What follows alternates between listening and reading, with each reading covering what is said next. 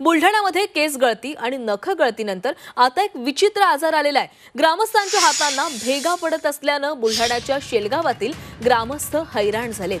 आरोग्य विभागाकडे तक्रारी प्राप्त झाल्यानंतर जिल्हा परिषदेच्या आरोग्य पथकानं गावात धाव घेतलेली आहे। केंद्रीय मंत्री प्रतापराव जाधव यांच्या गृह मतदारसंघातील हा प्रकार असल्यानं याची गंभीर दखल घेण्यात आलेली आहे। गावातील अनेक जणांची तपासणी करण्यात आली आहे। यापैकी बहुसंख्य रुग्णांना इसबगोल आजार असल्याचं निदान झालेलं आहे। विशेष म्हणजे अनेकांना हा आजार 12 महिने ते 5 वर्षांपासून असून ते बुलढाणा आणि अकोला येथील तज्ञांकडून उपचार घेत आहेत।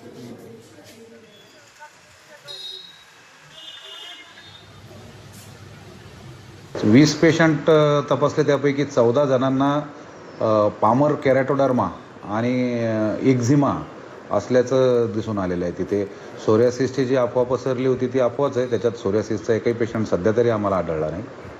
आणि याच्यामागं एक्झिमा किंवा केराटोडर्मा होण्याचे कारण असे आहेत। केराटोडर्मा म्हणजे आपल्या तळ हाताची स्किन थिक होते आणि त्याला खाज सुटते, त्याला आपण केराटोडर्मा प्लस एक्झिमा असं त्याला टर्म देतो। तर बऱ्याच गोष्टी आहेत ज्यामध्ये एक्झिमा होऊ शकतो, जसं ॲलर्जन आहेत, डिटर्जन आहेत, कॉस्टिक सोडा आहे, इव्हन काही लोकांना तर लसण सोलल्यानं सुद्धा हाताची ॲलर्जी होऊ शकते।